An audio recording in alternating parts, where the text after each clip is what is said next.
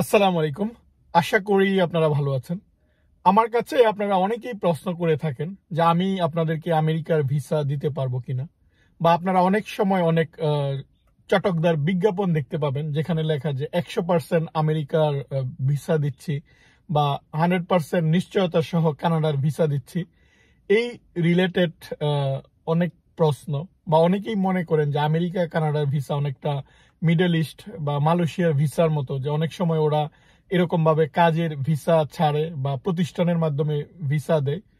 এই ব্যাপারগুলো নিয়ে কথা বলবো আজকের এই ভিডিওতে। আশা করি আপনাদের এই রিলেটেড প্রশ্নগুলোর উত্তর পেয়ে যাবেন। আমি মোহাম্মদ আরিফুর রহমান বলছি আমেরিকার নিউ ইয়র্ক থেকে। আপনারা যারা আমাকে প্রশ্ন করে থাকেন যে আমি ভিসা দিতে পারবো কিনা, আমি আরেকটা ভিডিওতে বলেছি যে আমার ভিসা দেওয়ার ক্ষমতা নেই। অ্যাকচুয়ালি কারোই ভিসা দেওয়ার ক্ষমতা নেই। আপনারা অনেকেই আমাকে বলে থাকেন যে আমার পরিচিত একজন আমেরিকান বলেছে ভিসা দিবে, কথা সত্য কিনা।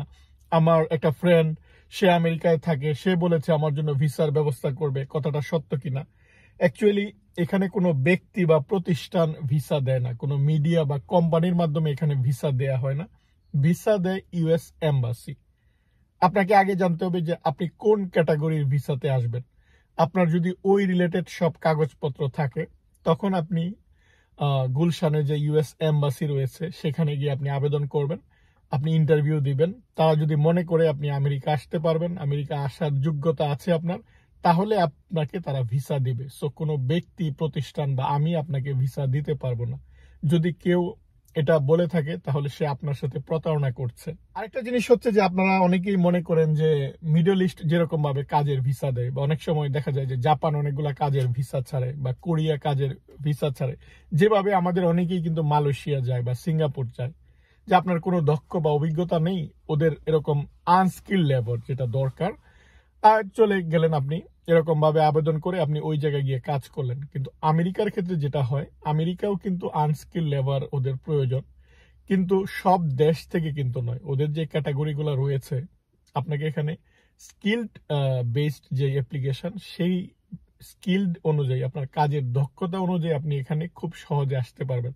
ওরা তখন স্পন্সর করে, কোম্পানি থেকে স্পন্সর করে, আপনার জাস্ট আপনার ডকুমেন্ট বা যোগ্যতার কাগজগুলো লাগবে, ওরাই কিন্তু সবকিছু করবে। এবং ইনিশিয়ালি আপনার কাছ থেকে ওরা টাকাও নিবে না, কারণ যেহেতু তাদের দরকার, তারা আপনাকে নিয়ে আসতেছে। সো কেউ যদি বলে আমি তোমাকে স্পন্সর করবো, আমাকে টাকা দাও, এরকম প্রতারণায় আপনারা পা দিবেন না। কারণ আপনাকে আগে জানতে হবে যে আপনার যে স্কিল রয়েছে, সেই স্কিল্ড বা সেই দক্ষতা অনুযায়ী কাজের লোক আমেরিকায় প্রয়োজন কিনা। আপনারা অনেকেই আমাকে বলেন যে আমি অনেক ভালো রান্না করি, হ্যাঁ, বা আমি অনেক ভালো গাড়ি চালাই, বা আমি আমার এই ওয়েল্ডিং এর কাজটা ভালো জানি, বা আমি ছোটখাটো যে কাজগুলো, অর্থাৎ আপনারা অনেকেই আছেন এই কাজের দক্ষ, কিন্তু এই ক্যাটাগরিতে যদি আমেরিকার প্রয়োজন না হয়, তাহলে কিন্তু আপনি আসতে পারবেন না। কারণ যে আপনাকে স্পন্সর করবে, তাকে ইউএসসিএস থেকে এই অনুমোদনটা নিতে হবে, তাকে বোঝাতে হবে এই কাজের লোক আমরা আমেরিকায় পাচ্ছি না বলে বাইরে থেকে নিয়ে আসছি। আমেরিকায় কিন্তু এখন কাজের চাইতে কাজের লোকের পরিমাণ বেশি। আমেরিকায় কিন্তু চাকরি পাওয়াটা এখন অনেক কঠিন হয়ে দাঁড়িয়েছে, সেটা ছোট চাকরি হোক বড় চাকরি হোক। সো এই অবস্থায় আমেরিকান সরকার নিশ্চয়ই বাইরে থেকে আবার নিয়ে আসবে না, যেহেতু তাদের দেশেই পর্যাপ্ত লোক রয়েছে, তারা চাকরি খুঁজছে। সো বুঝতেই পারছেন যে এখানে আপনার স্কিল, সেই স্কিলটা যদি একদম টপ লেভেলের স্কিল না হয়, বা আপনি অনেক বছরের কাজের অভিজ্ঞতা আছে, যেমন সফটওয়্যার বেসড, বা আপনি আইটি, বা আপনি মেডিকেল সায়েন্সের উপর অভিজ্ঞ, আপনার বড় ধরনের ডিগ্রি রয়েছে, সেই স্কিলের লোক কিন্তু এই জায়গাটা আমেরিকায় নিয়ে আসে। অর্থাৎ মালয়েশিয়া বা সৌদি আরবে যেরকম ভাবে ওদের যে নর্মাল কাজের লোক প্রয়োজন, তারা হঠাৎ করে সরকারকে বা এজেন্সির মাধ্যমে তারা ভিসা দেয় যে এতগুলো লোক লাগবে, এরকম ভাবে আমেরিকা বা কানাডা এরা কিন্তু কোনো এজেন্সির মাধ্যমে লোক নিয়ে আসে না। ওরা একদম অথেন্টিক এম্বাসির মাধ্যমে, ভিসার মাধ্যমে কিন্তু এই জায়গাটায় নিয়ে আসে। এবং আপনার সব কাগজপত্র থাকা সত্ত্বেও কিন্তু অনেক সময় ভিসা পাওয়াটা কঠিন হয়ে দাঁড়ায়। আপনার সব ঠিক, কোনো সমস্যা নেই, কিন্তু আপনার যদি ভিসা না পান আপনি, তাহলে আমেরিকা আসতে পারবেন না। তাই অনেক সময় যেটা হয় যে যারা স্টুডেন্ট হিসাবে আসে, বা যারা অনেক ভালো এখানে চাকরি পেয়েছে, যখন ভিসার জন্য দাঁড়ায়, অনেক সময় ভিসাটা রিজেক্ট হয়। তাই এখানে কোনো একটা অফার পেলেই বা এখানে কাজের সুযোগ পেলেই যে আপনি চলে আসতে পারবেন, ব্যাপারটা এরকম নয়। আবার অনেক সময় ভিসার যেই বর্তমানে লম্বা লাইন, একটা লং কিউ রয়েছে। সো এই যে লম্বা লাইনে দেখা যায় 6 মাস পরে আপনি ভিসার জন্য দাঁড়াবেন। আর এই জায়গাটায় আমেরিকায় যে আপনাকে স্পন্সর করতেছে তার ইমিডিয়েট লোক দরকার। অনেক সময় তারা এই রিস্কটা নিতে চায় না, তারা চায় এমন কাউকে নিতে যে সাথে সাথেই আসতে পারবে। যেহেতু বর্তমানে ভিসার মাধ্যমে আসাটা অনেক টাইম কনজিউমিং একটা প্রসেস হয়ে দাঁড়িয়েছে, তাই অনেক কোম্পানি ইদানিং বাইরে থেকে আবার লোক আনার প্রতি তারা ইন্টারেস্টেডটা কম, তারা কম আগ্রহ দেখাচ্ছে। তারা চাচ্ছে যে এখানে তাহলে একটু কম স্কিলের যদি কাউকে পাওয়া যায় তাকেই নিই, আমরা এরকম লম্বা প্রসেসে আমরা যেতে আগ্রহী নই।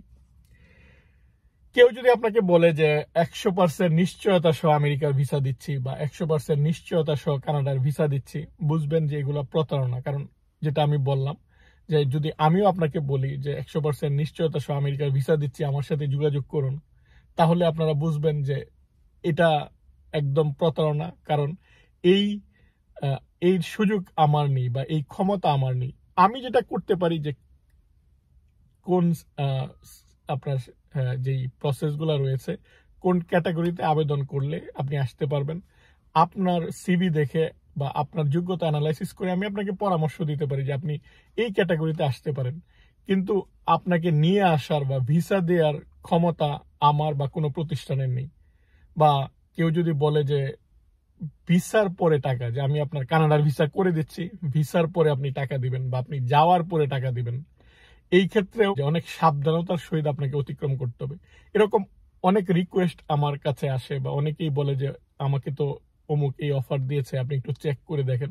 আমাদের পক্ষে আসলে এই জিনিসগুলা বা বর্তমানে যে প্রতারণাগুলা হচ্ছে, অনেক সময় চেক করাও কিন্তু সম্ভব হয় না। বা অনেকেই যদি আমি বলি যে এটা তো প্রতারণা, অনেকে আবার বিশ্বাসও করতে চায় না। কারণ অনেকে মনে করে যে আপনি তো চলে গিয়েছেন বা আপনি তো ওখানে আছেন, আপনারা চান যে অন্যরা যাতে না আসে। ব্যাপারটা এরকমও নয়, কারণ এরকম অনেক ঘটনা ঘটেছে যে বিশেষ করে ভিসার পরে টাকার ক্ষেত্রে কি হয়, ওরা হয়তো অন্য একটা দেশে নিয়ে যায়, ইন্ডিয়া নিয়ে যায় বা মালয়েশিয়ায় নিয়ে যাওয়ার পর ওখান থেকে তারা তাকে ব্ল্যাকমেল করে বা পরিবারের কাছে ফোন দেওয়ায় যে আমি অলরেডি কানাডা পৌঁছে গিয়েছি বা আমেরিকায় চলে আসছি, তোমরা টাকাটা দিয়ে দাও। তো আগে ওরা টাকাটা নিয়ে নেয়, টাকাটা নেওয়ার পর পরিবার তো মনে করে সে তো অলরেডি ওই জায়গা থেকে ফোন দিয়েছে। কারণ বর্তমানে তো বুঝে নেই যে ফোনের নাম্বার বা ভিপিএন অনেক ব্যাপারগুলো রয়েছে। আপনি এমনভাবে ফোনটা আসবে আপনি বুঝবেন যে ওই দেশ থেকে আসছে, কিন্তু ওই দেশ থেকে আসে নাই। তাই এরকম প্রতারণার অনেক ঘটনা কিন্তু ঘটেছে। লোকজন টাকা দিয়েছে, টাকা দেওয়ার পর হয় ওই প্রতিষ্ঠান উধাও, হয়তো তারা 20 জনের কাছ থেকে টাকা নিয়েছে তারপর নাই, বা অনেক সময় যেটা করেছে যে যাদের বলেছে যে ভিসার পরে টাকা বা যাওয়ার পরে টাকা, তারা হয়তো অন্য কোনো জায়গায় এমন জায়গায় নিয়ে রেখেছে, তারপর পরিবারের কাছ থেকে টাকাটা নিয়ে তারপর ছেড়ে দিয়েছে। সো আমি চাই না আমার দর্শক বা আপনারা যারা পছন্দ করেন আমাকে, আপনারা এরকম বিপদে পড়েন। তাই আমি বারবার কিন্তু আমার ভিডিওতে বলি যে আমেরিকা, কানাডা বা এই কান্ট্রিগুলা কোনো এজেন্সি বা কেউ কিন্তু আপনাকে ভিসা দিবে না। বা অনেক সময় ওরা যে প্রতারণাগুলা করে সেটা চেক করারও সুযোগ থাকে না। তাই প্রতারিত হওয়ার আগেই নিজেই কাজগুলো বোঝার চেষ্টা করুন, নিজেই কিভাবে আবেদনগুলো করতে হয়, অথেন্টিক ওয়েতে কিভাবে আসা যায় সেই চেষ্টাটা আপনারা করবেন। আরেকটা ব্যাপার হচ্ছে যে অনেক সময় যেহেতু ডিবি লটারিতে অনেকে আমেরিকায় এসেছে, অনেক সময় এটা বলা হয় যে আবার ডিবি লটারি চালু হয়েছে, আপনারা আবেদন করুন বা আমাদের সাথে যোগাযোগ করুন। এরকম কিন্তু অনেকেই প্রতারণার আশ্রয় নেয় বা অনেক বিজ্ঞাপন দেখবেন। আমি অনেক ভিডিওতে বলেছি যে বাংলাদেশিদের জন্য ডিবি লটারি চালু আছে, অনেক দেশের জন্য চালু আছে, কিন্তু বাংলাদেশিদের জন্য বন্ধ। যে সকল দেশ থেকে অলরেডি অনেক লোকজন আমেরিকায় চলে আসছে, সেই সকল দেশের জন্য ডিবি লটারি বা ডিবি প্রসেসের মাধ্যমে তারা আমেরিকায় নিয়ে আসছে না। এবং বাংলাদেশের জন্য ভবিষ্যতে এটা চালু হওয়ার সম্ভাবনা খুবই কম। তাই কেউ যদি এটাও বলে যে ডিবি লটারিতে আমেরিকা যান, সেটাতেও বিশ্বাস করবেন না। তাহলে আমেরিকা আসার উপায়গুলা কি? আমি অনেকগুলা ভিডিওতে সেটা বলেছি যে আমেরিকা আসার কি কি উপায় আছে, বা আপনারা আমেরিকার এম্বাসির যে ওয়েবসাইট সেখানে যাবেন, বা ইউএসসিআইএস যে ওয়েবসাইট যারা ইমিগ্রেশন নিয়ে কাজ করে সেই ওয়েবসাইটগুলোতে যাবেন, নিজেরা একটু স্টাডি করবেন। এবং আমেরিকা যদি সত্যি সত্যি আসতে চান, আপনি কোন ক্যাটাগরিতে আসবেন যোগ্যতা অনুযায়ী, সেই অনুযায়ী আপনি আবেদন করবেন বা সেই যোগ্যতা তৈরি করে, যে দরকার হয় সময় লাগুক, যোগ্যতা তৈরি করে তারপর যোগ্য হিসাবে আমেরিকায় আসবেন বা কানাডায় আসবেন, যেন এখানে এসে আপনাদের জীবন সুন্দর হয়। কারণ বাংলাদেশে ভালো আছেন, ভালো অবস্থা থেকে এসে এখানে আপনি একটা খারাপ অবস্থায় পড়েন, সেটা যেন না হয়। আশা করি আমার কথাগুলো আপনাদের কাজে লাগবে। আজ এ পর্যন্তই। পরবর্তী ব্লগ দেখার আমন্ত্রণ জানিয়ে আজ এখানেই বিদায় নিচ্ছি। আল্লাহ হাফিজ।